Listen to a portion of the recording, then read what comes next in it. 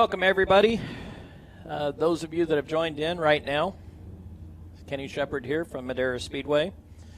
Had to run around and was doing a couple extra things. Outback Andy showed up, just showed up, so we're trying to get him set up here. So it took me a minute to get logged in and get rolling. Testing some new equipment, all brand new equipment this year. Really excited about that for our live stream. We're putting a lot of effort into that. On the racetrack right now is a handful of Legends of Kearney Bowl cars. Got Outback Andy coming in now, so you'll hear a little bit of noise in the background, a door slamming. But we wanted to test the equipment today, and we've got a new show that we're going to be doing called Short Track Talk, Friday nights from the Madera Speedway. Anytime there's a race event, we'll say. It'll be at the studio when there's not a race event. So we're setting a microphone up here for Outback Andy in a few minutes. He'll bring you up to date on, I think he'll hop on Race Monitor and give us a few times of the cars that are coming out. I've got a few updates for you here just shortly. I'll leave it on this screen. Yeah, let me pop over. Say hi to everybody. We're up here in the TV booth working on some of our equipment. We certainly don't have all the equipment. Next week we will have all of our equipment here from the Madera Speedway that we use on our TV show and the new live stream. So we've separated a lot of equipment for the live stream. It's completely different than what we're using for our MAV TV show right now. So to give you a really high-quality production on both sides, you should notice quite a difference in the picture today. I've got my monitor right here that I'm watching, so if my eyes move over that direction. So you should notice quite a difference in the quality of the broadcast that we're bringing to you guys. All of the races that we film, all of our 5150 Junior late model races and the Nut Up Pro late model series that we film for MAV TV this year will also be broadcast right here on Short Track TV Live for all of our fans to enjoy. One of the topics I'm going to go over today is, let me knock this down. It's not quite so loud on that side. One of the topics that I'll go over today, a handful of topics that we actually have. We want to give you an update on a couple of our staff members that are struggling a little bit right now.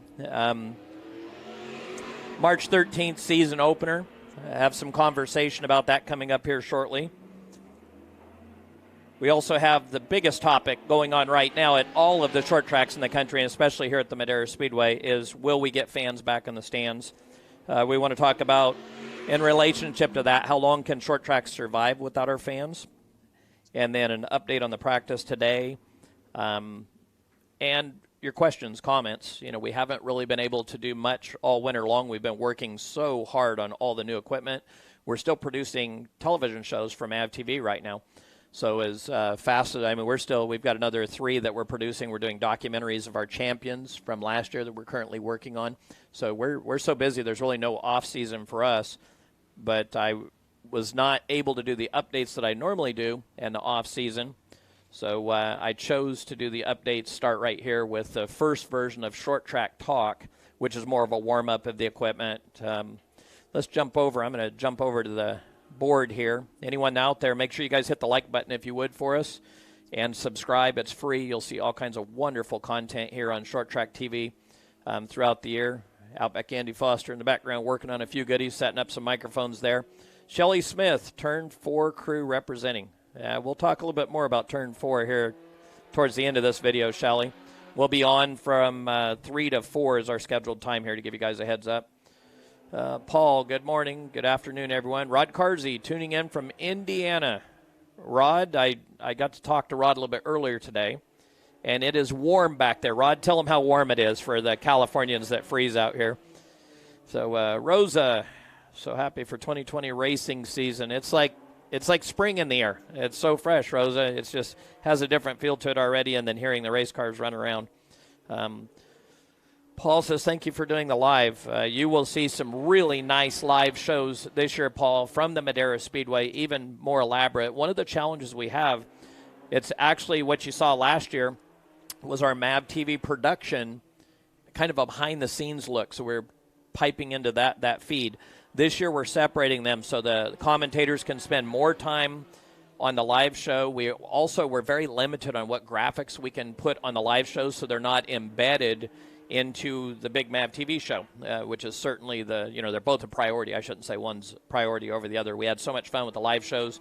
we do our live shows for free, which is really unique compared to, the pay-per-view, which was the other option. And we'll talk about a little bit later how much we're missing the revenue that our fans bring, how much we're missing the revenue from sponsors that put into the fans. For example, it's hard to run any short track without the concessions or the beer. Well, there's a lot of money spent on those products that jump in and sponsor. I'm going to play with a couple of settings here real quick. There's a lot of sponsors that'll put their money into the program if there's fans here. There's other sponsors that it's just a priority for them to have the biggest feed we can possibly provide through the live stream. So, again, this brand new feed, brand new systems, everything that we've put in play here, all brand new. So down in the bottom of the tab, you'll notice the settings tool at the bottom. If you hit that settings tool, you'll have your quality. Today, it will give you an option where you can pick from auto all the way up to 720p. Next week, you'll notice it'll be in 1080p. And the way we're doing this, we're driving this signal, is basically cellular. It's all bonded cellular. There's really the infrastructure in the fairgrounds is 1970-ish, 70-ish, to be probably pretty close. We have a little bit more than a phone line coming in, a dribble of a DSL cell signal, and we can get about a half a megabyte at times, sometimes a quarter, upload, which is just impossible to do any kind of a live feed. So last year we had a different bonded cell system. We struggle with a lot. I scrapped that. It's all for sale. It works really well, but it's when there's a lot of cell traffic around and 1,000 phones around, it was struggling. So we went to a new system that's really being used by the news and sports, Fox, everybody. And so we've invested heavily in that system. I'm very excited about it. So let's jump back over. I'm going to interact a little bit on the message board here. So if you guys have got any questions or comments, pop them up there. Rod Carsey, the safety team's looking good. They're looking good, Rod, but they're missing you. We're missing you badly. So let's I'm going to jump back over here and check some audio. I'm kind of a one-man band right now. I can see that's going out. Like I say, here in about 15 minutes, I'll bring Outback Andy Foster on with us.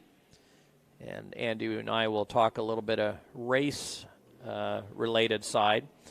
But first, I want to bring you an update on a couple of our staff members. This winter has been pretty tough on so many people. I know Jeff Stevens, for example, from North State Modifieds. Jeff and his family ended up battling COVID. Jeff was in the hospital. He's out of the hospital now. He was able to beat it, and he's on his road to recovery right now. So we're really happy for Jeff. But here at the Madera Speedway in particular, we had one of our head technicians, our head techs as far as late model, actually everything. He does a little bit of everything. Very, very important person. He just got out of the hospital. Another one of our firefighters, our top firefighter, Gilbert Rodriguez. Josh, I just got to talk to him. Gilbert just is really battling. He's been in and out of the hospital. He's had some lung issues. He and his wife are both battling it, and unfortunately, Gilbert lost his wife. She passed away. So Rod's going to bring us up to some information here. We're starting a GoFundMe account on Gilbert's behalf, and you'll really see us push it a lot on March 13th. We really need to help Gilbert. He's been an amazing volunteer to the racing, sport of racing forever. I've been here 15 years at the Madera Speedway, and I think Gilbert's been here 15, 18 before that, about the whole time here. So they're really in a difficult situation right now, so you'll see us really promote this GoFundMe account to help Gilbert out. Rod, if you're out there, you say it's 52 right now and feels like summer. T-shirts and shorts.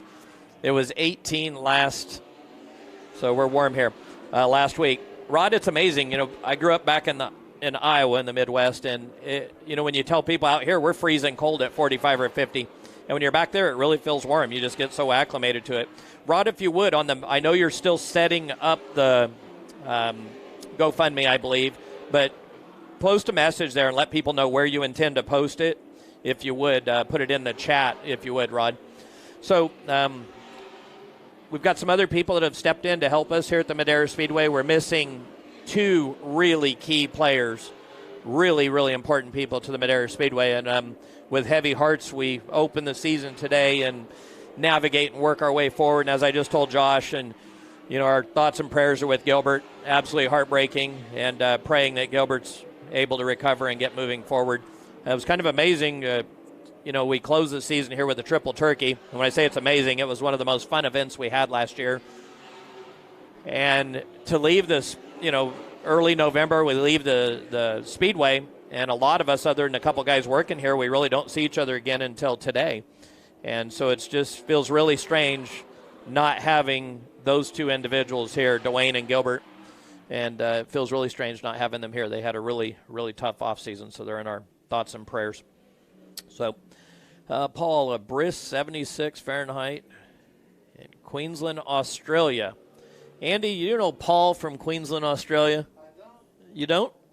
Okay. Well, we'll get Andy on here in a bit. We'll let him chime in on Queensland, Australia. You know where that is, Andy? I do. You do? Okay. Is it Atherton? Atherton? Is that how you say it? Atherton, Queensland? So, thanks for tuning in. Paul, what time is it over there? Oh, 9:15 a.m. Sorry, I just saw it right there. So, we'll hop back over here on my screen. Hello again to those of you just chiming in. Again, we're testing some equipment. Wanted to give a little bit of an update. Let you guys see a little bit of the racing action that's going on here today. We've got a pretty full pit area. I think we're going to really surprise some people with how big the season opener is. We've done something that's really unique. During COVID, even as difficult as this is, we've been able to advance a lot of our sponsorship forward, and a lot of effort has been put into helping the race teams, certainly keeping the purses where they've always been, which are very high here at the Mid-Area Speedway. The other side of this is making sure we're connecting and taking care of the sponsors that are on board the race cars. So we've really spent a lot of time, myself in particular, I spent a lot of time on the phone, a lot of proposals, marketing decks, different things, working with people, and several of our teams have picked up some major sponsorship, which we're really excited about. And then we have our sponsors, 5150, Nut Up, and Mission Foods, and also Hoosier Tires, that have stepped up and helped with the first event for a free car entry, completely free. Not a nickel spent to get the car in for the race teams, which with the entry, it's pretty high. It's over $6,000 of support that our sponsors are helping the race teams with for March 13th. March 13th is a season opener, round one of the Nut Up Pro Late Model Series, round one of the 5150 Junior Late Model Series. A lot of brand new kids coming out. Really exciting, especially with the 5150 Junior Late Model Series. Andy and I will talk about it a little bit later. Really, really exciting. Each year we harvest so many new kids, and we have new kids from a young man from Idaho we'll talk a lot about. We have a young man from Virginia that'll be out. Another young man from North Carolina, highly, highly endorsed by David Reagan, Cup driver, a good friend of mine. Ken Reagan, his father. Ken groomed and worked with this kid. He's a youngster, one of the youngest ever.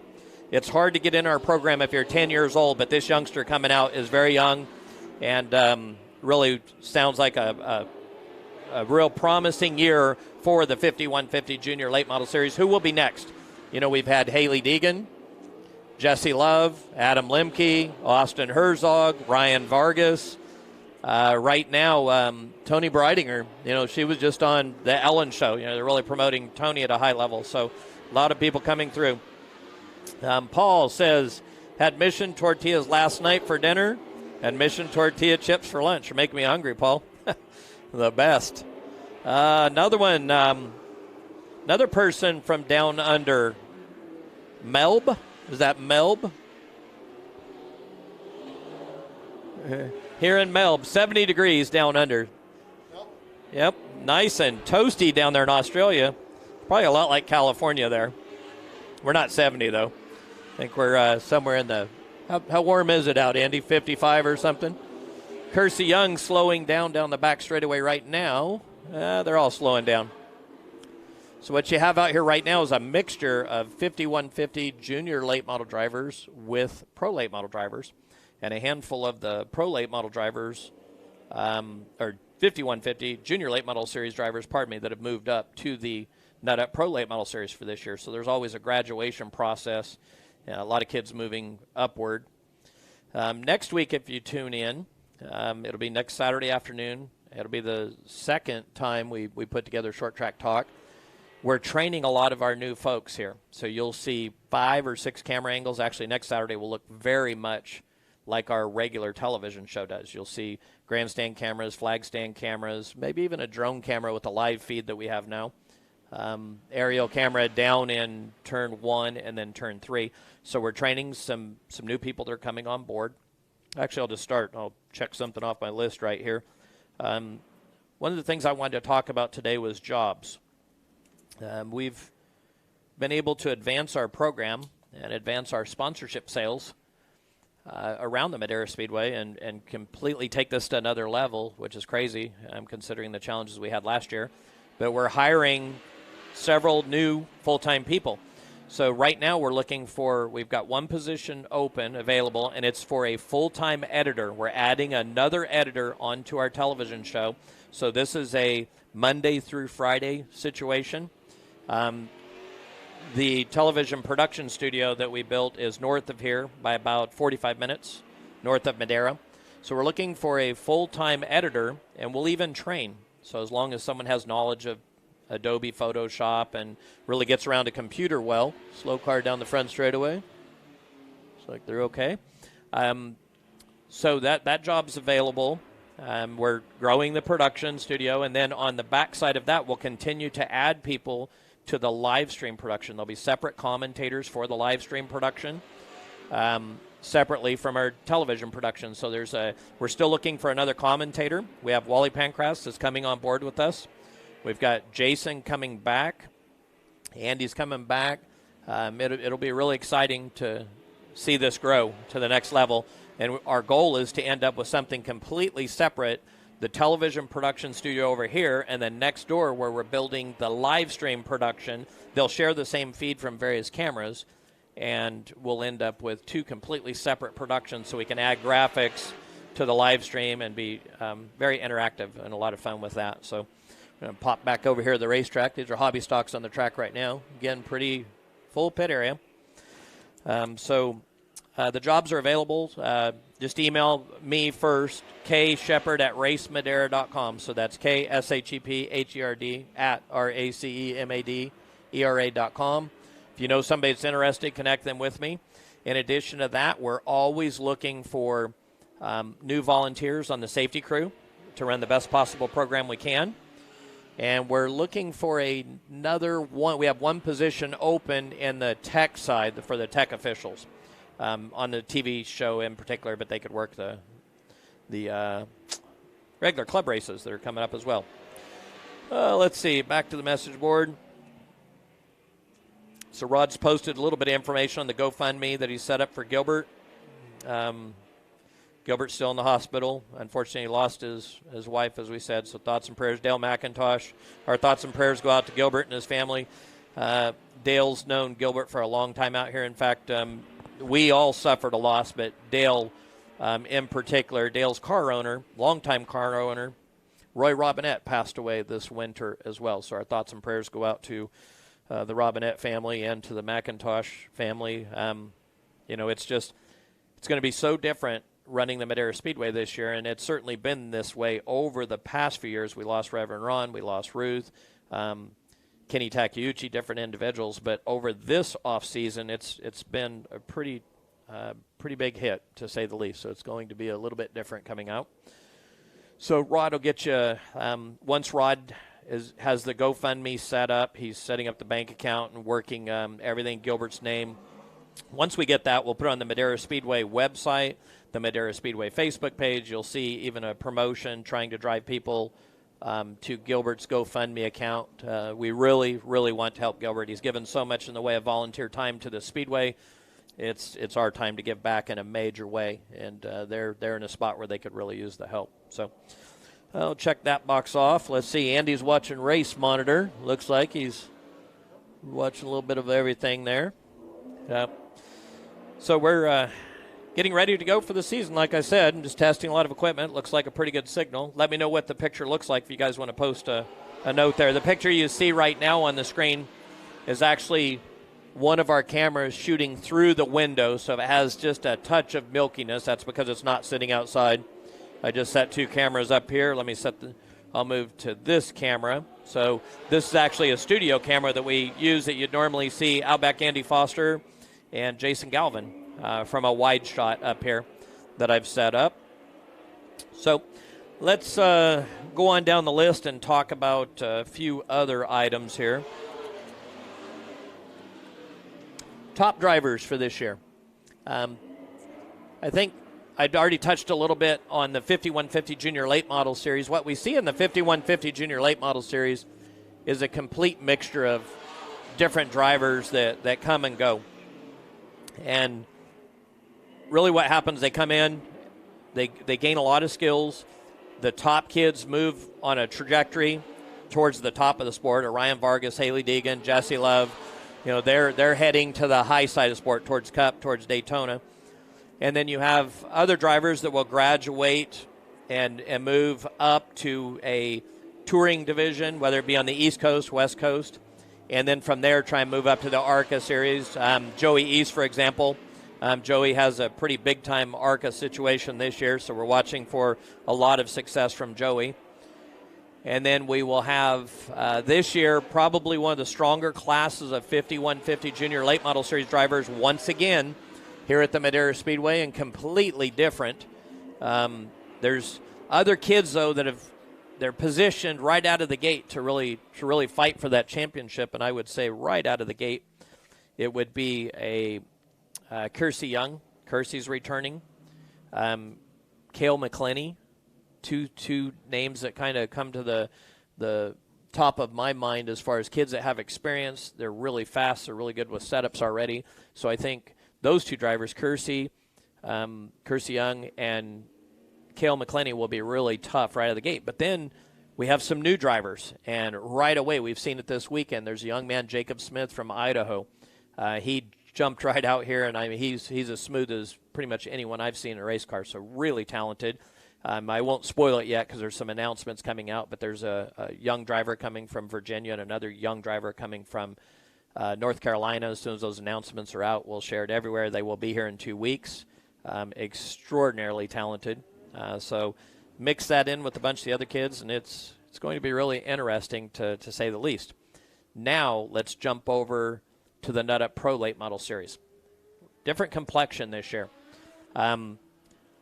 We have a different situation this year where I think it'll reflect a little bit more. I'm going to jump back out on the camera. I can't keep my hands off the switcher. I always like to move and switch things here, so I want to give you a shot of the track. But we have a different situation this year. I think it'll reflect more of the original season on MAV TV, 2015, 2016 even. And I think back to this, Ryan Hart had a couple of championships to win, or had an opportunity to win the championship, went right down to the wire in our first championship with Buddy Shepard, for example. And Ryan came in, open bed pickup, open bed trailer, tools in the back, old school. And I think a lot of our program this year, fans are going to be really surprised how big the car counts are for one. The entry list is really impressive, but we'll get back to the core of it being about more about talent than anything, not just the checkbook. Like I always like to say, talent first, checkbook second. That's why we have the rules set and why we set the racetrack up the way we do.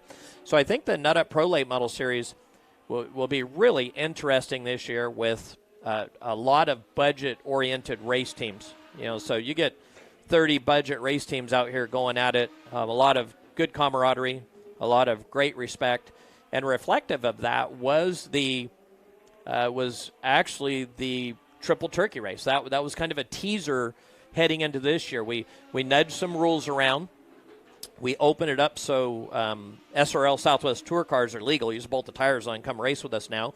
And we've got this platform set to where they're really even between the two cars. So between the Pro Late model and that Tour car, and we found some common ground that's really worked well. So there's just a vast opportunity from a Tour car to a special or purpose-built Pro Late model to the older perimeter car. And with some weight adjustments of what we made, the older perimeter car like Seth Wise has, that's a pretty sought-after car right now. It's a really good combination. So I think that program will be completely wide open. And it could be really unique who we see fight for this championship. So I see Rosa. I was reading a comment right here. You're welcome, Rosa. So Seth Wise, that Rosa's mentioning, Seth could easily be a contender for the championship right now. You take that triple turkey race, a little preview. You had Bradley Erickson, Seth Wise, 1 and 2. And then we had young Nascimento, 3. So there's 3 junior late model graduates. Bradley Erickson's coming up. We'll have, again, Seth. Nascimento's running full-time. This could be really serious and a completely different look on the Nut Up Pro Late Model Series. Now you jump over. You've got Sheldon Cooper that's been so impressive. Sheldon could be a big contender for winning this championship. And I could go on and on. But it's Jason Aguirre. He'll be right in there for the championship. So this thing's just really wide open. And again, I'm really excited to see where we're kind of back to our roots and the focus of what we've done, which is talent first, checkbook second. And again, it can be a team that spends a lot of money, but they won't gain an advantage over a budget team because of the way we've got this set up. Back to 2015, 2016, where a lot of budget open trailer type teams really shined nationwide on MAV TV. So I'm really excited about where we go there. So 5150 Junior Late Model Series, Nut Up Pro Late Model Series, I think will be off the charts this year. I think it'll be absolutely phenomenal. Be probably as exciting as we've ever had. And then you take the live side, and I want to touch on that now. So fans in the grandstands. One of the biggest questions we've been getting asked is about fans in the grandstands. Fans in the grandstands are something we badly need. I mean, a short track cannot function without fans in the grandstands. There's just no way. I mean, you have your concession sales, your ticket sales, soft drink sales, beer sales. But the other thing that happens with fans in the grandstands, in particular to the food you're selling, the soft drinks, and the beer that you're selling, that relates to a lot of sponsorship dollars because they're able to sell and sample their products. So we really cannot survive in this short track industry without our fans in the grandstand. So I know there's been an enormous amount of phone calls to the office, messages. Anytime we post something, everyone's, they're asking. I think I saw, Shelly right there. Looks great. Thanks for the comment, Shelly. Should be much more HD, especially if you go on if your browser, on your YouTube on the settings, make sure it's at 720p. It'll get really clear as long as you should have fast enough internet. So fans in the grandstands, where we're at right now, we're communicating. Had a meeting with a state official here last week. We're on state property, so there's a component where we have to have state approval. State's our landlord. And then we also have to have county approval. And right now we're in that process, and we're hoping for a limited capacity. Grandstands first will be the only way we can do it. So there'll be a limited capacity there. Probably something in the range of 20%, 25, 30%. And then from there, we'll continue to move forward as things get better. So when will that start? Obviously, we're hoping March 13th, but we are preparing to start without fans if we have to. So the free broadcast, next question has been, is the free broadcast here to replace the fans in the stands? The answer is no. Initially, we did the free broadcast just for our fans because you couldn't be here. We wanted to include, and we didn't want to charge you $19 or $29 or whatever for a pay-per-view. We wanted to provide the experience for free, knowing a lot of our fans were having a hard time as well. So doing that, we've decided, we learned something. There's another fan base out there. We've got people on here, even right now in this little talk from Australia. We've got people from all over that will tune in for our races. Our races are watched on average by 10,000 different devices. You take the smart TVs, of which about 70% were watched on smart TVs. So you're talking, 35 to 50,000 people watching our live streams, which is a big deal for our competitors, and a lot are outside the market. Plus, our interest has always been to grow the sport. So we want to grow the sport. We want to build it as big as possible. So we thought, why not run it like a broadcast situation where it's free and it's sponsorship driven. So it's free because of support from Nut Up, Mission Foods, and 5150. So as you start to see any of these broadcasts come out free, in particular our big race events, make sure you support the brands that support our sport. Buy those products. Go to nutup.com, buy the products. You can go to Amazon Prime and order NutUp. There's actually a code. We used MAVTV20 last year. There's a new code. You can actually try it right now. Maybe it'll still work. It probably will. But there'll be a new code coming out where you get 20% off of that code. Mission Foods, wherever you go, any place you go, take care of Mission Foods. Buy those products, even in Australia. Buy those products, support the brands that support our sport. And then 5150, you can go to their website, and really we've got a big push on apparel now. Support 5150. That money goes to various charities. The Carlos Vieira Foundation that has boxing gyms and different after-school specials. It's really a tough time for them. They normally host concerts and festivals and do fundraisers that way. Because of COVID, they've been completely shut down. So anything we can do to help sell 5150 apparel, absolutely important. So support the brands that support our sport. 5150, Nut Up, and Mission Foods. That's who's going to bring you all of these live streams for free. Rod Carsey, buying Mission here in Indiana. Rod, during the Indianapolis 500, COVID permitting, we were supposed to go back as a guest of that team last year. Mission chips, you saw them last year. It's the shape of an Indy car. Andy and Steven actually did a segment on MAV TV for it. So they'll be all over. It's Mission Foods racing-style tortilla chips. You'll see them all over Indianapolis. They're all over Madera as the season kicks off, and then they'll spread out elsewhere from there. So let me know if the picture still looks good. I know I'm moving around kind of shallow depth of field on this one, but let me know how the picture looks. But right now, as far as back to fans in the stands, let me pop over. We got some really good race cars on the track. I'm going to open that mic up so you guys can hear it and shut mine off for just a second.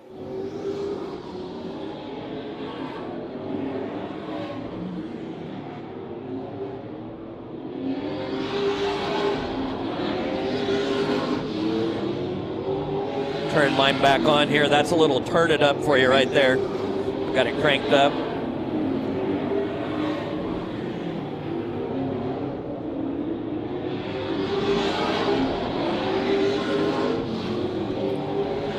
Jason Aguirre going by the flag stand right now. Mike Shapiro, Seth Wise, good looking paint scheme. White on the top, black, then some blue.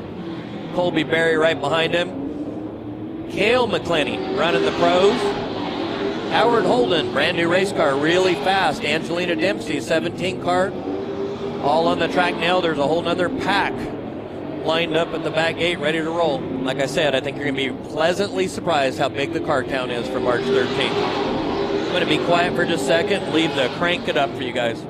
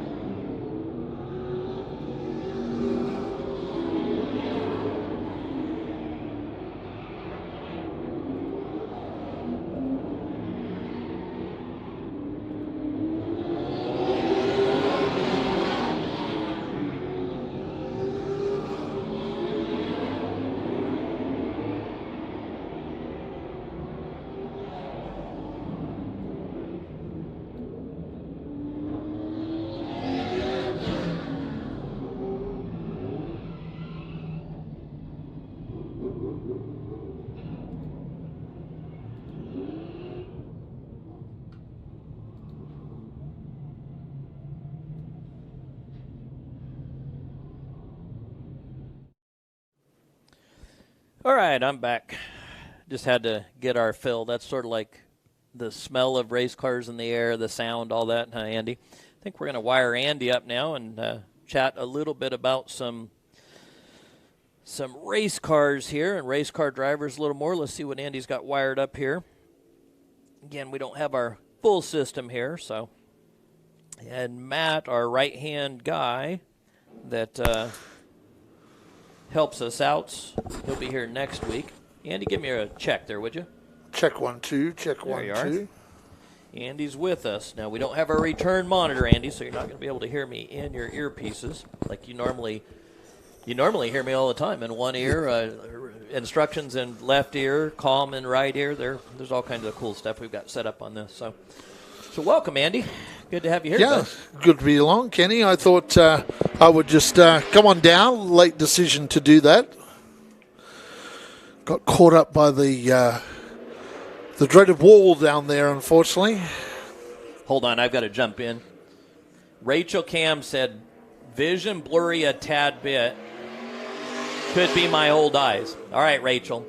It could actually be my old eyes because I set these on manual focus.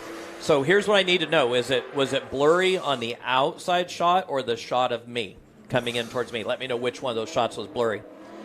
Because just to hide all of my oldness, I knocked mine out of focus just a touch. Make me look a little better, huh?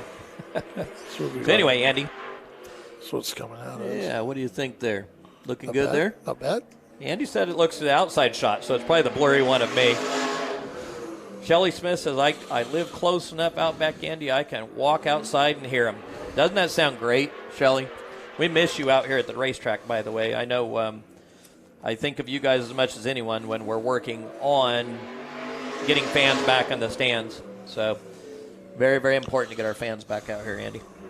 It is important to get the fans back, and we really miss the fans, the interaction that when we get, even during the TV shows, when we take a break, maybe between filming of the juniors and the pro late bowls, usually walk down, do something around, and miss talking to those fans out there. And for the limited time that we get on TV days, but mostly before and afterwards we talk to them. Last practice session, very, very interesting. Seth Wise at the top of the tree over Jason Aguirre. Now, So Seth moved to the top. Yes, right? Seth moved to the top. Laid down like a 150, I think it was. So Seth laid down some pretty good times. This is a kid that, if he's going to run the full season, could certainly be a threat for the championship.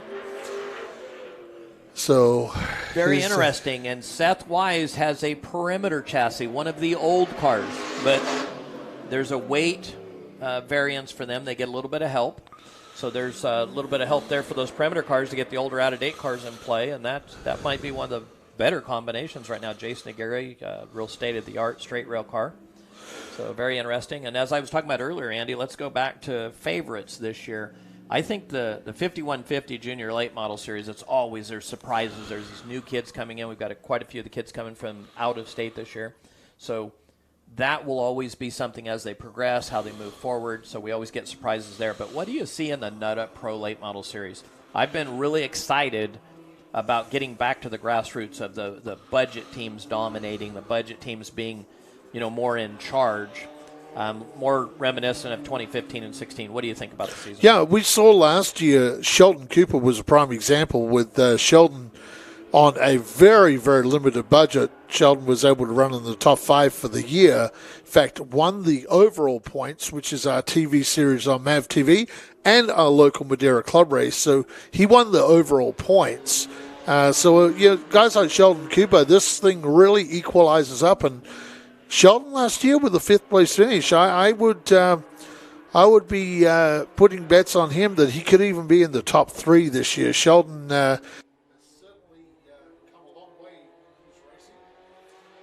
a lot more patient than he used to be. So we've seen a lot from Sheldon Cooper last year. And some of those runs he had last year to drive through to the field, and it's not that he was starting up front. He was passing cars and making moves. So as Kenny said, the rule package that we have at Madeira really equalizes up our racing out here. And that's the big thing about the rules package with the different types of cars and keeping it affordable for the race car drivers to do it. Like Kenny says, we try and run this as talent over the and that's checkbook. always, as you know, that's been our focus from day one. We always preached talent before checkbook. We don't, we like every team. I don't care if it's a no-budget team, a low-budget team, a mid-budget team, or a massive budget team. That's what makes the sport work. And always those David versus Goliath stories and measuring stick is special, but you just don't want to have a situation where because of the rules, someone can come in and just completely outdollar the other side. And so we work really hard at that. As you know from day one, we always talked about that. 2013, 2014, when you helped me shoot the pilot for MAV TV. That program was all about that. And even last year, you look at that, like you mentioned Sheldon Cooper. You guys always talked about him on the TV show as what, no budget? Yeah, low just budget, no budget. No budget. Yeah. I think like we talk low budget. Sheldon's at times is almost no budget. I know he got some help on a couple of races last year with some funding, and that really helped out. But Sheldon. There's times that Sheldon's looked and has broken things and didn't know if he could make the next race, and they've always been able to like scrape things together and get to the next race. Yeah, for sure. And so Sheldon's a great example last year of, top fiving like crazy at the end of the year and led laps, actually, in our final race. And it comes back to McClenny's as well, with Cabe and Cal McClenny. We saw Cabe put in some really good runs in the Pro Late models. We saw him win a local Madeira club race. And, looks like, not to interrupt you, but Howard Ho-Ho Holden's got a fan from down under. Looks like Howard Paul has? said. Yeah, Paul said, I'd like to see Ho-Ho in victory lane this year. He has a very fast car, Paul. Very fast car. So I could see that brand new race car. That thing's rolling right now. So. Yeah, that's a good race car. And that team's really, like I say, Sheldon has come a long way, and Howard as well. Put a lot of effort. We've got a lot of teams. The Holden race team, they have a rental car. So they also, a lot of the teams now, because of the TV show, they'll field their car, and then they'll have a rental car that they also field. So Patrick Geiger out there for our Turn 4 fans out there, the Turn 4 crew. There's your Patrick Geiger just heading back to the pit area. But, looking forward to year 7, Kenny. Is that amazing? Year 7 on television. Year 7 of the Absolutely. Pro Late models and year 6 of the Junior Late models. Well, doesn't time fly when you're having fun at Madeira Speedway? So. Yep, it sure does. It's amazing. Tammy and I were just talking about it a little bit ago, how this is the 50th anniversary of the Madeira Speedway. 50 years. Yeah, that's a big thing this year. 50 now, years here's Madeira. what Tammy and I were talking about. We have been here since the 35th anniversary. This is our 15th year here at the Madeira Speedway. So when you're having fun, how time flies. We had a pretty big checklist when we got here 15 years ago. And believe it or not, we're only about halfway through that checklist, but working hard to try and get through it. Very proud of what we've been able to do, kind of creating that program. As a race car driver, we always wanted Scott Sanchez on the track right now. You hear that tour motor in that late model ripping and roaring. I see a few brand new black marks down the back straightaway wall. No cars have crashed. The walls were completely painted beautifully, and we've got some tire marks on the front straightaway wall and the back. They're getting every drop that they can out of these cars.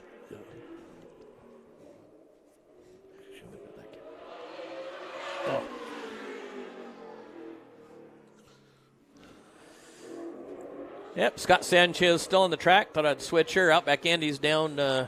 He's down under, I guess would say. Yep. He's about 7 feet down on the other end there. But Scott out on the track by himself. There's a big field of cars coming out yet. About 9 minutes left here, Andy, on this test that we're doing. Next Saturday, like I was saying, will be a very big production here. You'll see live drone shot, possibly, that new system we have. Live in-car shot, flag stand cameras, a couple of track cameras down below, cameras up above. Most of our crew will be here training and working next Saturday, so you'll see a lot more content from out on the track. Interviews with drivers in the pits, so we'll have one person out pit side, another one upstairs. We'll have our full control system running. But how's the feed look to you guys so far? Nice and clean? Do you see a difference? I can't tell you how much money I spent on this because my wife Tammy might be watching it, so we don't want to tell exactly what all the bills were. But there was a lot of money spent in the off season just to up the quality. And when Andy first started talking, by the way, I don't have my mixer here as far as the person that runs the mixer. So if his mic was real loud, I noticed I caught it on one of the mixers, and so I was playing with his audio, and I think we've got that fixed now.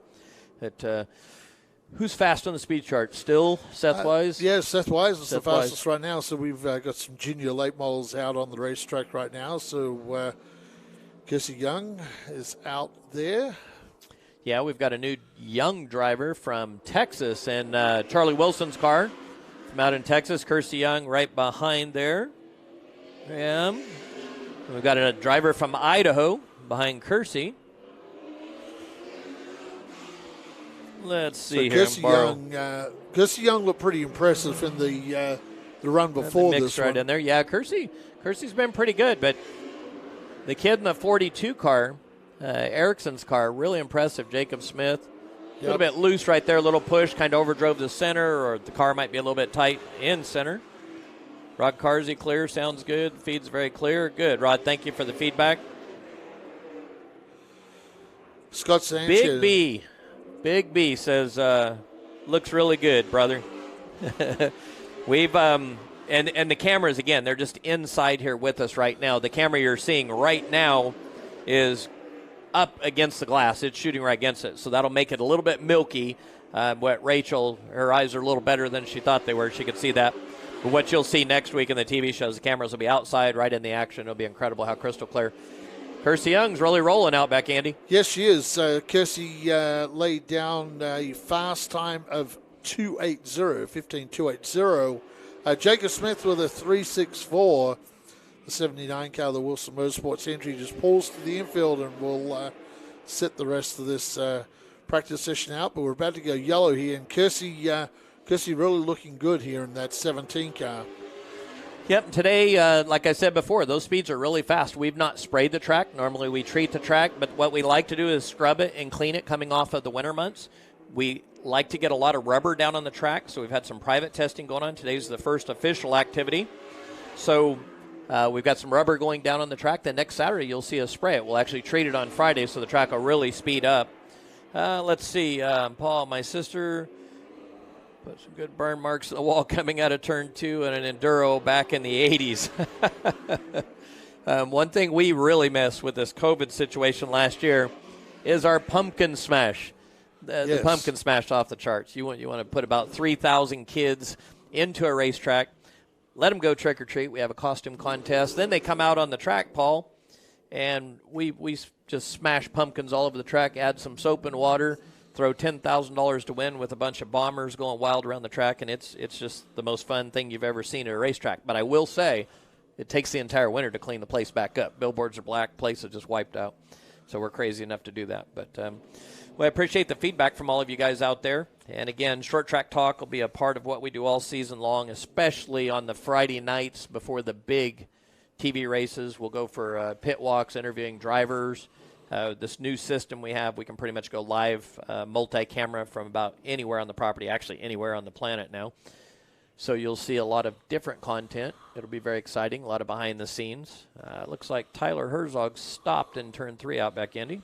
Yeah, I think Tyler wanted to drop to the back for this practice session. This is going to be a pretty good practice session, too. You got racing Jason Aguirre in that Corbin Cash entry, the BC Pizza car is Sheldon Cooper, that SBS entry is Seth Wise, and the Herzog Roofing #1 Tyler Herzog. So these four are heavy hitters. Shelly Smith says she missed the pumpkin smash. Last race she attended, we ended up with pumpkins on us. Maybe that's a new beer flavor, huh? Yeah, we take pumpkin. 805 and we get a little pumpkin flavor at 805. Maybe you're onto something there, Shelly. Seth Wise looking really racy. I know we don't have a camera we can chase around, Rosa, if you're still out there. Next week we'll have that. We'll be able to dial right in, show you their hands moving in the car. But again, it's just little setup, little test today. What's amazing, what I'm seeing too, Andy, is the cars. Watch just past the start-finish line. Watch the back window. All of the cars, the back window's caving in. Watch this right here, the 87. Yep. The 1, Tyler Herzog, really bowing that back window in. Wonder how much that's disrupting a little bit of that air right there as they enter into the corner where they can brace that up just a little bit more. Seth Wise just laid down a 2.48. So Seth Wise putting a good lap. Yeah, Scott Sanchez Actually has with the some bigger car. tires on, so it's still Yep. Seth Wise, still a quick car. Yep, Seth Wise over Jason Aguirre, Kersey Young, Jake Smith, Tyler Herzog, Sheldon Kubat, and Angelina Dempsey in that 17 car.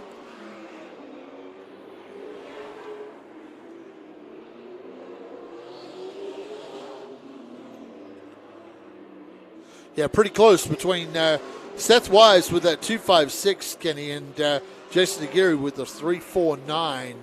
Yeah, Jason Aguirre is rolling the corners pretty nice. Every now and then, Jason will overdrive the center, and the car lets go at the apex, but that's not the case right now. He is really rolling that car in hard. Car is hooked up and rolling right now. Sheldon looks pretty darn fast, too. A little bit of a scoot in the middle on Sheldon. Seth Wise just rolling the corner perfectly.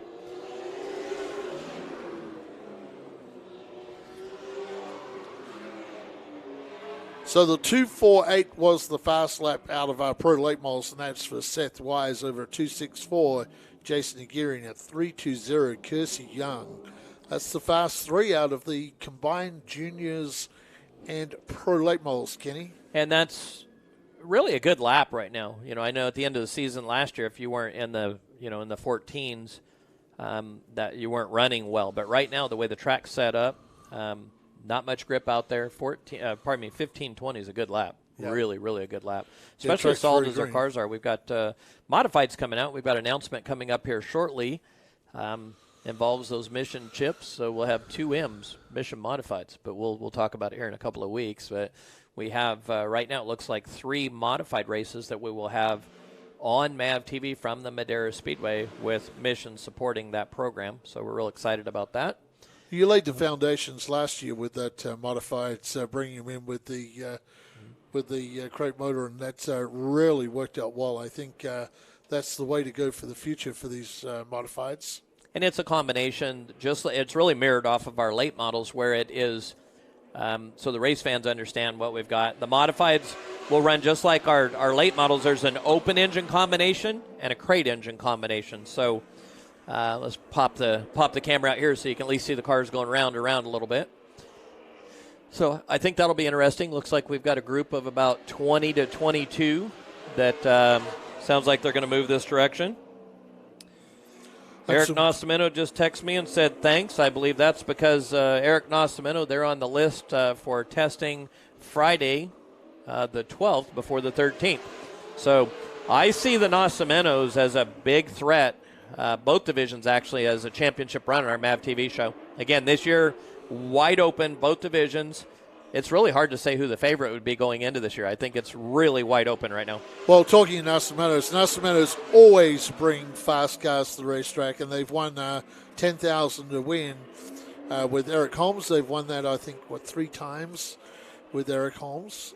So. Yeah, and it was Bubba Nascimento, Bubba nickname, but he was third in the Triple Turkey. Yep. Right? And then you have Seth Wise second, and then we had Bradley Erickson that was first. So 3 junior graduates. Then you mix in all of the top pro drivers that are here, and we're set up for one of the best. Oh, turn 1, sideways, drifting. Oh, what a job. He's going to hang on to it, too. I'll tell you what. Oh, that 25 car. Sorry, guys, I got a little excited. Aaron Kuhnfeld. Yeah, Kuhnfeld, boy, he ought to take that thing to a drifting event. What do you think, Andy? Yep, that was take those tires off, put a harder tire on there. He'd probably light the show up. And Irwindale does those big, cool drifting events. He's just wheeling that car like it's a dirt car. Yep, pretty darn impressive. Like dirt tracking it through the Yeah, turn. Unfortunately, we had the camera pointed this way, so they didn't get to hear it. But maybe heard a little squealing in the background. Right from the entrance of turn 1 to the exit of turn 2. Yep, we have Paul says, I think last time I was able to get out to the track was 2012 out here. A bit harder now that there's with COVID. Yeah, we hope that changes soon, Paul. Like I said, even if it's 20% capacity, 30% capacity, if we've got to put blocks out and separate people and do what we have to do. That's what we're hoping for sooner rather than later. But we should have some more updates for the fans here in the next 2 weeks. Actually, next week I hope to have an update that has a little more information, but we're just not sure right now. So looking for permission, I guess we'll say. Well, we're writing a lot of checks out of the retirement account to do what we do without our fans, so we miss you guys badly. Some Bandoleros Mini Cups coming down the track, Andy. A bunch of new drivers in that division, too. Bandoleros Mini Cups, this is the feeder division for our 5150 Junior Late Model Series.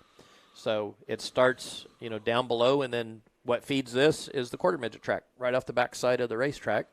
So you've got, that's Jason's son, Sam Wedehays, is, and he's graduated up to the Mini Cup. So for Sam, this morning was his first laps. You graduate from the quarter midget ranks, which they're wide open. You always talk about a quarter midget fitting on the hood of a junior late model. Sam comes out here in that Mini Cup car, and it's like being at the Daytona Speedway. I mean, this kid's wide open. That thing's flying through the corners. What an experience. I can't wait to talk with him after this practice is over. Been doing a good job, too. Won a big race the other week in the quarter midgets out of town up in Sacramento way, I believe. Yep, very competitive with very impressive. Oh, he's turned it around down there. Well, he's got to learn. It off the wall. Did he hit the wall? No, he kept it off the wall. Oh, off. I'm sure that's why dads just – have you ever seen a child when they lose their breath and they can't get their breath? I wish we had a moving camera because that's what Jason looks like on the back straightaway right now. He's gasping for air trying to get his breath. I think he thought that car is beautiful. They just finished painting it and working on it, and I think Jason thought it was not going to be photo ready. If any of you folks see any of the wild pictures that have hit the magazines, PRI, Speedway Illustrated, stuff we post, that's Jason's photography, one of the best in the business. So, yeah, he's done some crazy shots here. Yeah, I'm sure he probably got some good ones of Sam before. Oh, loose. So getting back to these guys, Kenny, some of the names that we have currently, the McClenney brothers, Seth Wise, Jesse Young, just to name a few that came out of either the Mini Cups or the Bandoleros. So, and they're our stars now. Yep.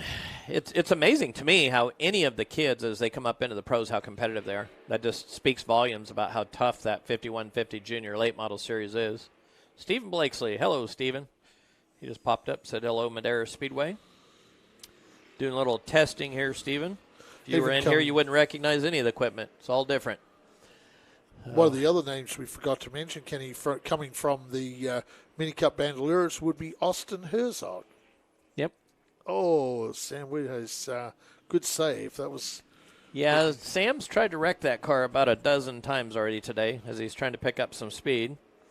Yeah, in Austin, it was interesting. We did a documentary, a champion documentary after Austin won the Nut Up Pro Late Model Series in his sophomore year after he graduated from the 5150 Juniors. Austin is a champion of the Nut Up Pro Late Model Series, one of the most winning drivers in the Junior Series. I hiccup there because Sam had that car so sideways, looked like a sprint car going in one. He's trying to wreck that thing. Dad, I don't know if Dad's pushing him or pulling him. Watch out. He's wide open right here. Watch. Right there. That actually wasn't bad. I'm going to interrupt myself. Let's watch him get in down here. See if he gets sideways. He is just rotating. See that? Wide open. Yep. He's not lifting. Huh. Number 3 on the car. Go figure, huh? So, Austin Herzog, back to where I was at. Austin Herzog was one of the most winning 5150 Junior Late Model drivers, but what fans don't realize, he really didn't get along with the Mini Cups. And in that documentary we did on MAV TV, it was really surprising to me to learn how much listening to Grandpa, Richard Herzog, Brian, and Austin, how it just didn't click. And I still remember that first day that they stuck him in a junior late model. And I thought Brian was in the car that practice. He was that good. It was just like you just flipped a switch, and wow, the kid just took off. It was amazing. I would totally agree with you on that comments, too. We got Rosa has a question. Question, Kenny. When you're considering fans in the stands, social distancing, would it be like a group being together from another group that would be based on number of people that can seat together?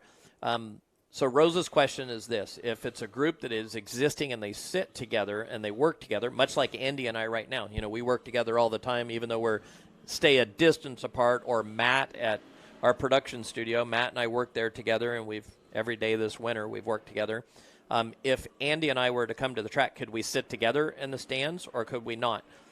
Because we work together and we're around each other all the time and very careful in what we do. I can't really answer that question. We just really don't know, Rosa. That's up to the county and the state. And in our case, it's the state and the county that we have to get approval from. So you go to Roseville. Steven's on here right now. Steven is his home track is Roseville. So that's a county racetrack. So they have to work with a county that follows state guidelines. There's private tracks. Now the county health department, Irwindale, they have to follow the guidelines from Los Angeles County. I was on the phone with Tim Huddleston the other day, and he's navigating some challenges there. So I can't really answer that question, but it would seem like good common sense where, if you're a family together, you should be able to sit together. But right now, for example, even the race teams can be together where they work together in the pits, but they have to remain away from the other race teams in our pit area. So we hope to learn more next week. I believe what will happen is in the next 7 to 10 days, maybe 14 days, we will end up presenting a proposal of how we will do this and different options, where right now we're really looking for guidelines and guidance from the county and the state. So I think it'll be some combination to get this going. Again, I don't know if it'll be March, April, May, whenever, but even if it's 20%, we need our fans back badly. We need them for 2 reasons. This place echoes too much, Andy. When we're doing the TV show and the fans aren't here, it has just a completely different sound. You also lose the energy of the fans, that excitement. Me as a race car driver, there's nothing better. When you're in victory lane, there's a lot of people watching our short track TV. Some of the shows where, when you do the multiplier of 10,000 devices times 3 or 4 people, 40,000 people, it's just not the same. You want people at the racetrack. You want that energy. And then lastly, very importantly though, is the revenue. Ticket sales, soft drink sales, concession sales, and sponsorship because of that makes it very difficult. So look at one of the topics I've had with quite a few racetracks around the country. Actually, there was a letter, if you guys would too, if you want to sign it. It's on our Facebook page, Madera Speedway. And it's a letter that will go to Congress. Performance Racing Industry put it out to try and get support. They've completely bypassed any grants, any support dollars from motorsports, completely bypassed it. On top of that, we need them to know, look, we need our fans back. For example, right here last night, I won't say which restaurant, but on the way out of the racetrack, there was a restaurant that was completely packed just outside of our parking lot. So we do believe we're in a position, we were very cooperative, did everything we could last year, but we're in a position that we could safely bring fans back into the grandstands in an open-air event. So we hope to get them. Ron Carsey, number 86 stock car is Rick, safety team member. Rod, you know what I suggested, because Rick was talking about wanting to help and work with us. He works the safety team, certainly on our TV shows when the hobby stocks don't run. But even on the hobby nights, I told him just put some lights on top of that car and park it in the infield. Safety guys could help him. If he needs something, put a push bumper on it. He'd go out and handle it with a race car, right? Yep. Said, heck, what better way? Rick kind of looked at me, Rod, tilted his head a little bit. You know how a puppy looks at the owner just a bit and the ears perk up and look weird? That's Rick looked at me like I was nuts, so I don't think he was going for that idea. Well, we've stayed a couple of minutes long here, 4:11 now. I'm watching the stream. This thing is locked in. I think we finally have something that's going to be pretty amazing for all of our fans this year as we grow this side.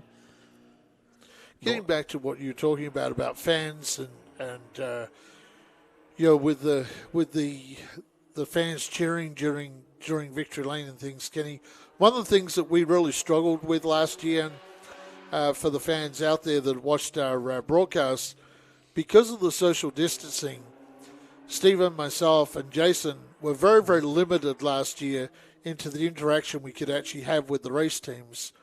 Usually we do a lot of interaction with the race teams. We're finding out a lot of information. Unfortunately, last year we were very limited in the amount we could do of that last year as well.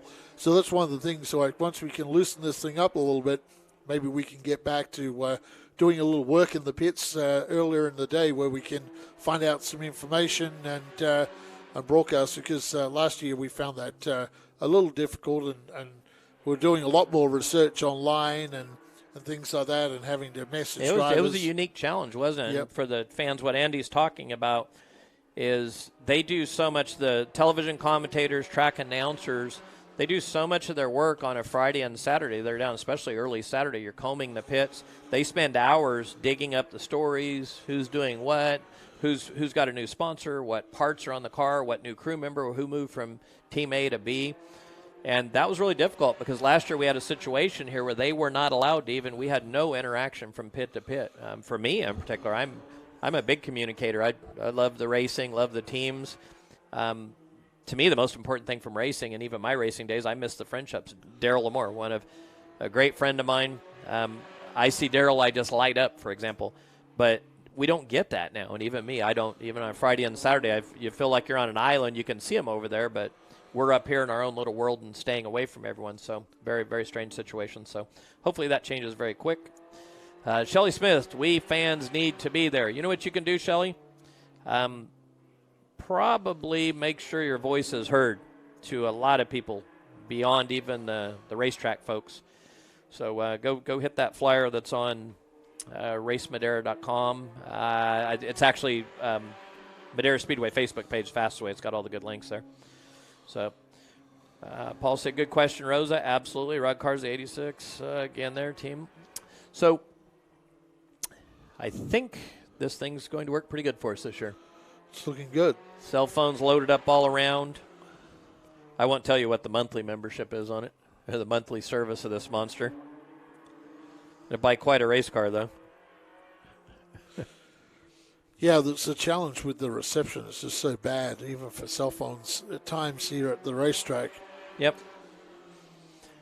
Yeah, we tried so many different things last year. You know, we started playing with some of the live stuff about 5 years ago, actually, and we really had a choice here. We spend about $40,000 to $50,000 to bring fiber to the Speedway. It's at the other end, the shopping center, but there's just really no interest and support to get it over to the Speedway end. There's a flea market here on Sundays. I don't think there's a lot of need for super high-speed internet. We're the ones that really have it. If we can get the 4-H and FFA and all the horse barns to get that activity going again, there would be a need for it there, so possibly we could get a high-speed fiber line in that way. But this system that we're using right now is absolutely incredible. I mean, we can push. You'll see it next week. We're going to ramp it up to 1080p. We're at 720 today. Back on the racetrack, a bunch of cars now. More Andy, late models, yep. Yeah.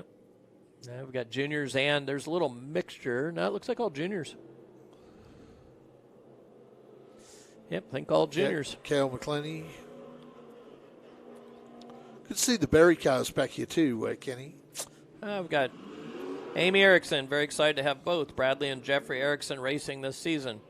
Well, we talked about the junior championship and how loaded with talent. Again, we've got a young driver from Virginia, from Texas, from North Carolina, Idaho, Washington, on and on. I could really go on and on.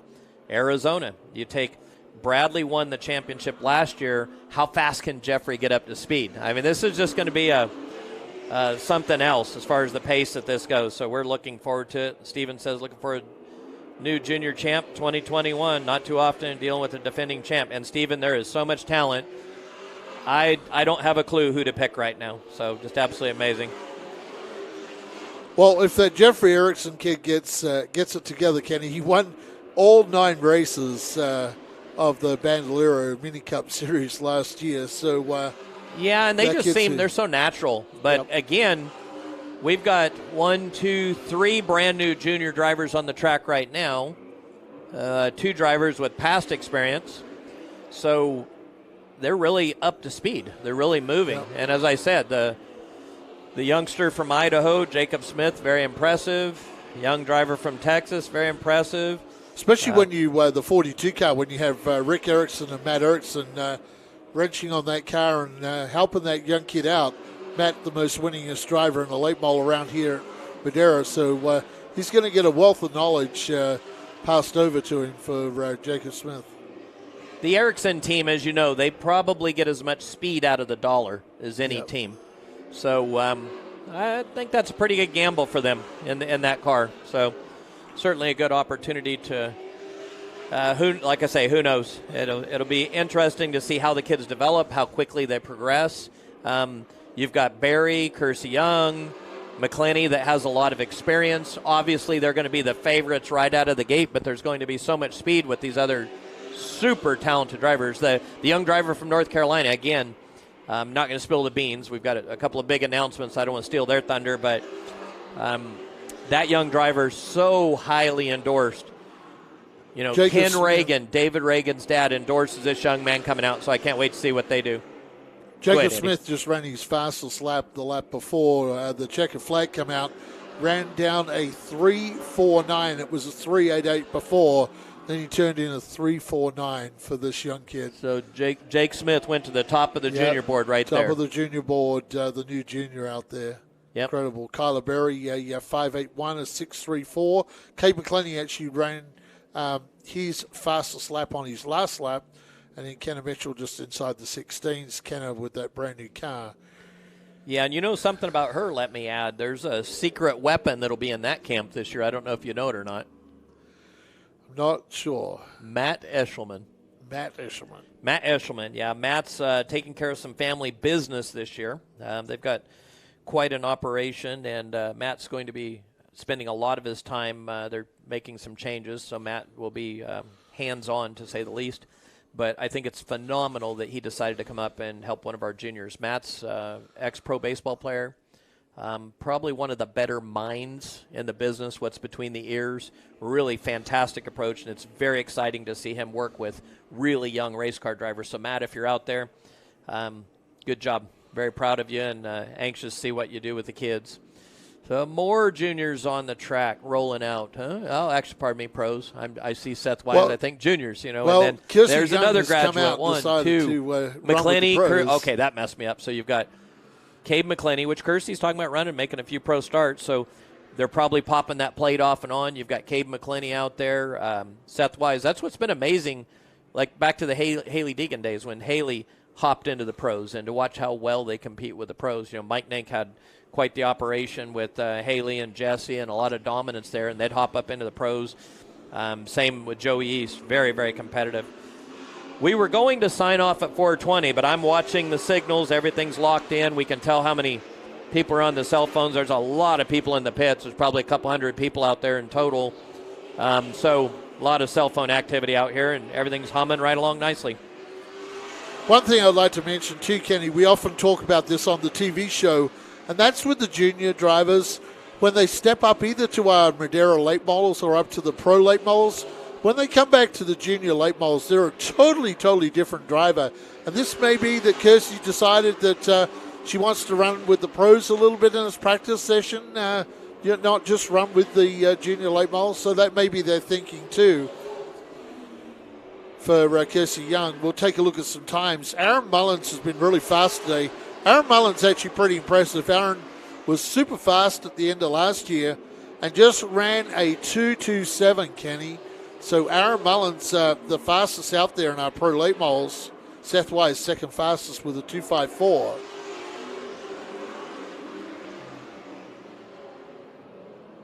Aaron Mullins, very impressive, huh? Yep, Aaron Mullins. Wow. Aaron Mullins was impressive last year, and he just drove into turn 3. On camera, you saw that. Just pulled right up on it didn't hold that Sheldon time, did it? Cooper, backed it down and let them guys go. Yeah, and Aaron right behind Sheldon. They work in the same camp, kind of share some information. That's Howard holding in between them. Howard's the slower. They're working him out of the way. Aaron is really hooked up right now. Looks really good. Well, we saw Aaron very fast at the end of last year and broke a rear end in that car, but wow, they were super fast before they broke that rear end.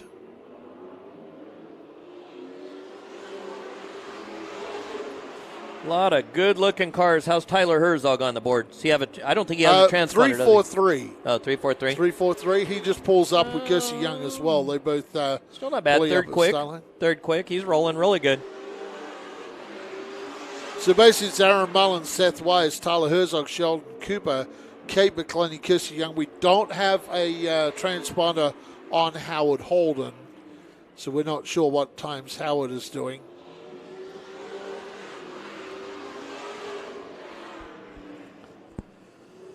Boy, Aaron was running Sheldon Cooper down. Sheldon a little loose off the corner. You wouldn't know they were buddies because Aaron had that nose right on his back bumper really working him. Sheldon was doing everything he could to stay ahead. Aaron drove it in there and he realized that they were not going to get out of his way, so he had to back out of it. I think he had a really good lap going before he got that lap killed. Well, before we sign off, if you guys would, if you're watching this, hit that like button. It definitely helps us. And then subscribe to the channel. It's free. Everything on Short Track TV is always free. March 13th, you will see the season opener. Actually, next Saturday, we'll have all of our cameras up. Most all. We've got some new cameras, so We may not have all 18 or 19, but we'll have a bunch of them up. So you'll get to see a lot of footage behind the scenes in the pits. Pretty big production next Saturday. This was just a little test and to bring you a couple of updates, chat with you a little bit. Give you our insight. To race time. We're only 2 weeks away now from our first race. 2 weeks away, yeah, live on Short Track TV. Then the new season kicks off in June on MAV TV. We're still, check out MAV TV or MAV TV Plus. There's brand new episodes from last season still hitting MAV TV every 2 weeks. On every other Monday night, a brand new episode comes out. And in between that is a rerun. So we have content on MAV TV every single Monday night, airing nationwide. All of our friends back there in Cupland watching and calling and texting, and it's turned into quite the program. A lot of talents come through this place. Looking forward to, like to say, the start of the season. Looking forward to coming down for practice next Saturday here at Madera Speedway. We'll be doing this next Saturday, weather permitting. Weather permitting, yeah. Weather permitting next Saturday, I think you will see a huge practice. This was a really big practice. If you're watching Race Monitor, you're not going to see it because it's not mandatory. So only about half the cars today even have transponders on them, just the ones that wanted time. We're always thinking budget, so we want to take care of, if a team wants to save a couple of bucks, if they don't own one, have to rent one, they don't have to. That's certainly not the option on race weekend, but always focused on helping the teams budget-wise. And back to the sponsorship, free Outback Andy, free car entry for all of our teams, juniors and pros, in the 5150 series and the Nut Up Pro Late Model series. All of our sponsors, and that is thanks to Mission Foods, 5150, and Nut Up. That's how those free sponsorships came to be. So collectively, that's saving our race teams over $6,000 on March 13th. $5,000 to win. Nut Up Pro Late Model Season Kickoff, season opener, that kicks off the 50th anniversary here at the Madera Speedway. Yes, 50 years of Madera Speedway. Can't wait to be promoting that all year long here at Madera Speedway. Of course, brought to you by Nut Up, 5150, and Mission Foods here at Madera Speedway. Once again, really support the sponsors because last year they paid for the free broadcasts that we were able to put out. All the other tracks were charging. You had to go on a streaming service and buy those, and Madera Speedway was putting out for free. So please support the sponsors that we put up there on the screen. The big three are Mission Foods, Nut Up, and 5150. So I'd like to continue supporting those sponsors and any of the other sponsors we put up there on the TV show. Please take care of them as well, and any of the billboards you see around the racetrack. And as Kenny said, very hard to run a racetrack without sponsors, and with the challenging times we had in 2020 and the early part of what will probably be 2021. Hopefully we'll get the race fans back here at Madera soon. We look forward to doing that. Well, and back to the live streams, as we talked about, and I talked with you fans about it, quite a few that have private messaged me, emailed, even friends, other racetrack operators were trying to figure out how in the world we were doing these free live streams. It's a different approach. I've always been really big on getting the maximum amount of attention. So I want our drivers exposed to the maximum amount of people. We spent a lot of money on the MAV TV production. What a lot of people don't realize, we do that production. It's edited, fully packaged, and it goes to MAV on our pocketbook, on our dime. So my formula, it's almost, we looked at this, and don't think that there wasn't a situation where we needed the revenue. And I understand from our friends that have racetracks, they need those live streams. They use the live stream to supplement, the pay-per-view live stream to supplement the grandstand loss that they took, basically. But I looked at it and thought, if we could sell a little bit more sponsorship, even if I need to write a little bit bigger check to support this place from my personal, what I do for a living, we decided to do that because we saw, first and foremost, we want to keep fans engaged, and it was really tough on them not being here. Secondly, a lot of the pay-per-view ends up coming from the race team's family members. So we didn't want the race teams in a tough time to have to fork out any more money that really needs to be spent on their race cars. And then lastly, what we learned is there's an opportunity to grow something really big. So it's almost like a broadcast that's free. So if you can't afford to spend 4 hours, you spend a half hour and watch. We've got fans from all over now that are watching and paying attention. So we chose to do it free. We want to help grow the sport. That's been my personal mission from day one. I stepped out of the race car in 2007. I started playing around with some promoting stuff in 2005. Never dreamt I would be a track operator, by the way. And so the reason we do this also is to help propel the sport forward. I had some ideas, some visions of junior late models, a different style pro late model where talent could compete again, a TV series much like the old Winter Heat where it showcases talent, national audience where, a tremendous amount of people are watching you, so there's sponsorship opportunities, training people with marketing, how to get sponsors. We spend a lot of time in this. So seeing all of this come together is exciting, and that's why we do what we do, and that's why these live streams ended up being free. And even when we get fans back in the stands, when most tracks would cut that off and force you to buy a ticket, our live streams will continue. There's a bigger audience we want to reach as well, and we want to grow the sport. Oh, Andy, look at that, down the highway. See that right there behind that white truck? Yes. Hold on, look right there. That's a brand new pickup with a Nitro Z20 behind it, 250 horse Mercury. That just, I like the bass fishing. Yes, so my competition. So, anyway, sorry, it got me completely sidetracked. That's one of the I fish things all the way up until racing season, and I stop usually 2 weeks before. And I shouldn't say this, but tomorrow morning at 4 a.m., I'm heading to a fishing tournament. A buddy of mine, Don Longton, Don's in his mid-80s, and he'll outwork any one of us. The guy's amazing. His partner's wife had an issue, and he called me just before we went live here, and I was on the phone with him, and he said, "Hey, any way you could fill in?" So I'm heading to the lake, and something that looked like that boat that went by that just got my attention. Yeah, it's actually amazing sitting up here in the booth on race day. Sometimes you'll see some amazing things go down that highway. It's incredible. Sometimes it takes your attention away off of the screen, but we see here I think about this too. When we're editing the television show, there's certain camera angles. Every now and then you'll see an Amazon truck or a FedEx truck or something go by where it's very recognizable from the highway. Lucas Oil, for example, one of our big sponsors, they love the big billboards where you can see them from the highway, but then the reverse when our cameras are here, every now and then someone gets a little extra advertising. So, get a hobby stock on the racetrack. Steve Shimmerhorn, after that busted up foot back in the hot rod. Hammer down, too. You can hear him up on the throttle. There's a good crop of hobby stocks here today. So, Steve's got a late model as well this year. Yeah, so, and working on that while they're running this one. It'll be a team car, 4:30. So we've stayed on for about an hour and 23 minutes. Looks rock solid to me. I think it's time to shut down and pack all this equipment down. Thanks for coming down and joining us. Yeah, no problem, Skinny. My pleasure. Who's hosting your show next week? I know you've got guest I believe hosts. It's you. Me hosting? Yeah, you're the host. Okay. Yeah, what'll be fun with Short Track Talk is we'll have different hosts throughout the year is what we plan to do. Some will even be hosted by race car drivers. They'll go for pit walks, and a race car driver that's a competitor, a fellow competitor, they can get some good information out of the other drivers. So we'll turn them loose with the cameras. Obviously, we'll see how it goes, COVID and whatnot, what we're actually able to do, but what we have planned is going to be hopefully pretty the fun. rain will stay away next Saturday as Steve Shimmerhorn just got super loose out What do you see in the forecast for the rain? It said 40% chance of rain 40%. right now, but hopefully that will this track has a history with since Kenny Shepard took over it, that it could be raining the other side of the freeway, and it tends to skirt around the racetrack. I've actually seen it physically raining the other side of the freeway and not raining this side. Bit like they we have a way of Daytona kind of pushing it around us, so it's still Saturday. If anything, hopefully it moves to Friday or Sunday. Helps us, so we'll see. So, we tend to get lucky there.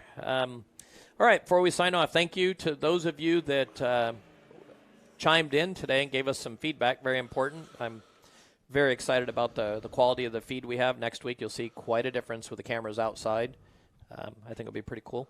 So thank you to all you guys for joining us, giving us feedback.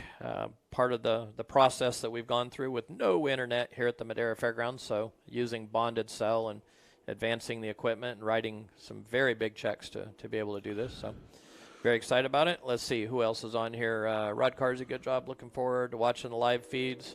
Rather be there in the booth. Rod, right now we're at a very little delay.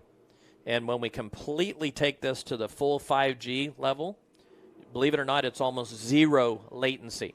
So let Carla know you could actually sit in your house in Indiana and help call the races. Maybe it's an idea. It's futuristic. They're doing shows right now, Andy, where the shows are being called in England and the soccer matches are taking place in South America and zero latency. It goes right there.